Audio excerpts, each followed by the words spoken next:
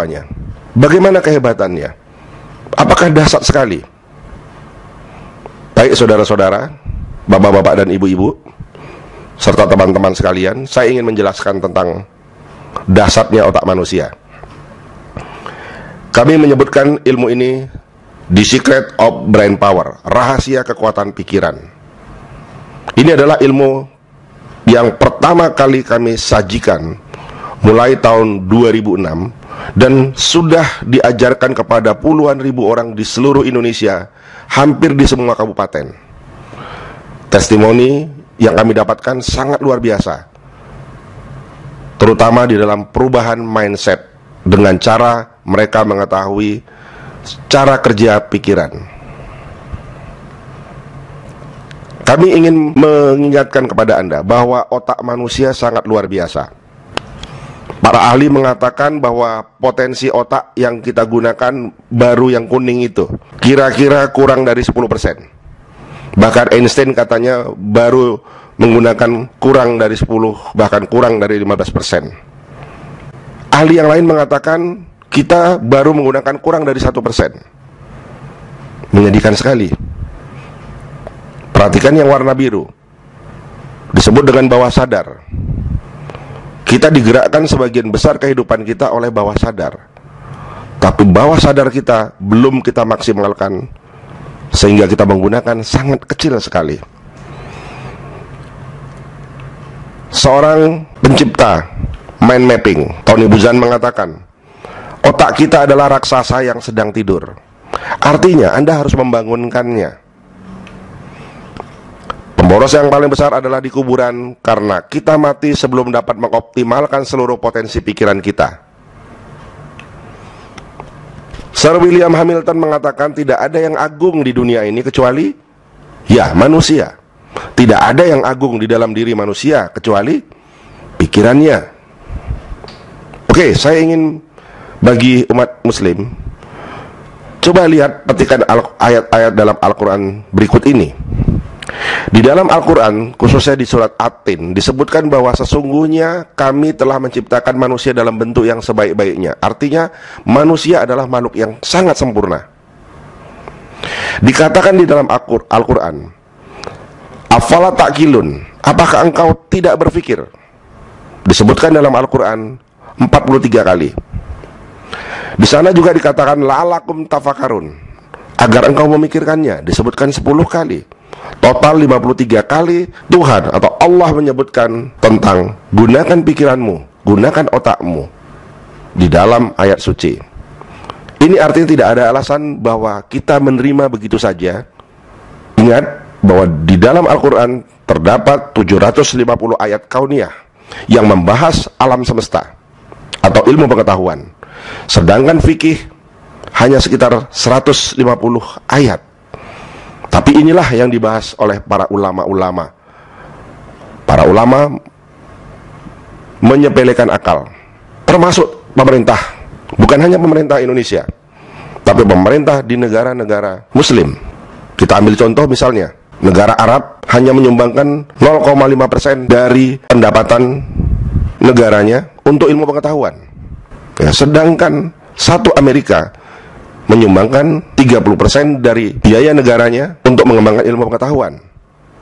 Nah, inilah saatnya kita bangkit untuk menguasai ilmu pengetahuan, khususnya bangsa Indonesia, agar tidak tertinggal dengan bangsa lain.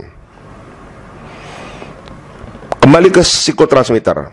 Psikotransmitter adalah ilmu komunikasi bawah sadar, bagian dari ilmu kekuatan pikiran.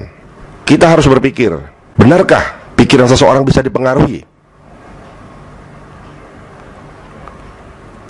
Di Amerika, ilmu ini dikenal dengan subjective communication, dipopulerkan oleh Jose da Silva, seorang ahli elektronik dan hipnosis. Ia mengatakan bahwa manusia memiliki kemampuan berkomunikasi mind to mind dan mampu mempengaruhi pikiran orang lain dari jarak dekat maupun jarak jauh.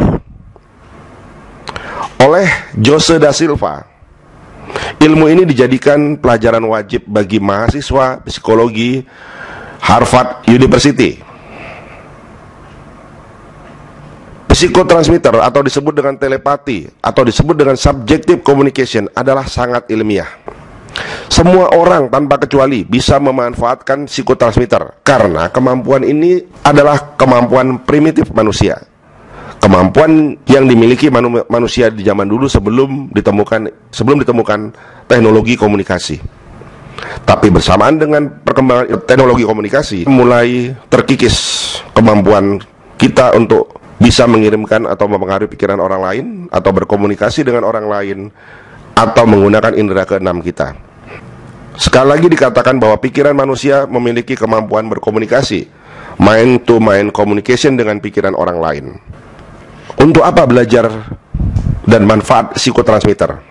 Pertama, Anda bisa meningkatkan jumlah pelanggan, sudah pasti. Yang kedua, Anda bisa meningkatkan hasil penjualan Anda.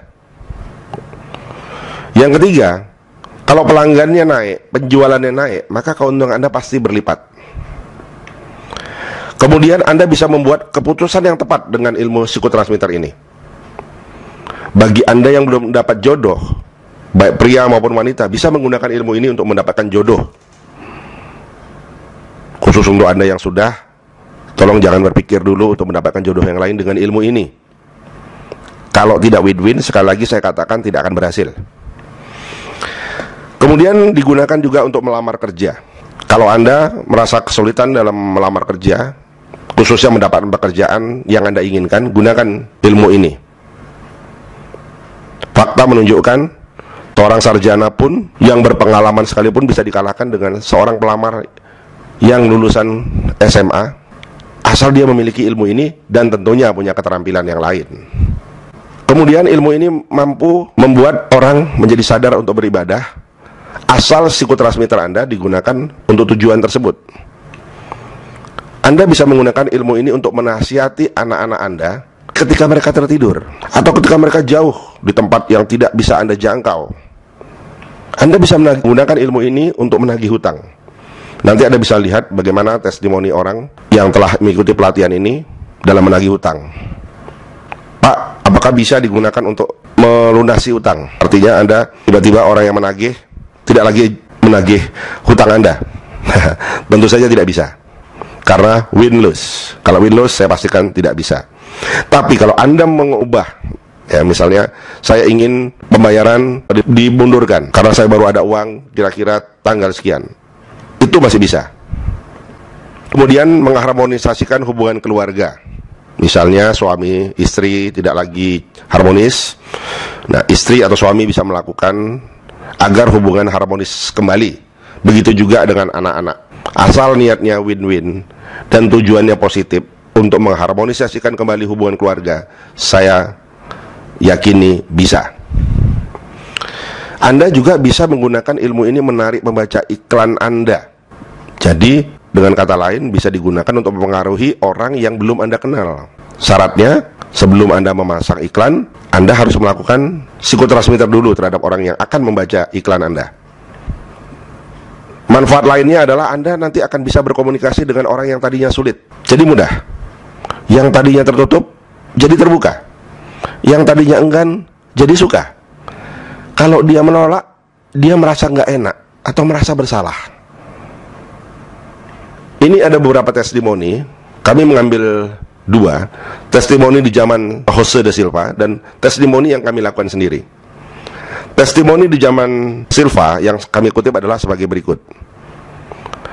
Seorang power tender namanya A, kita sebut aja begitu, bisa dialihkan menjadi B.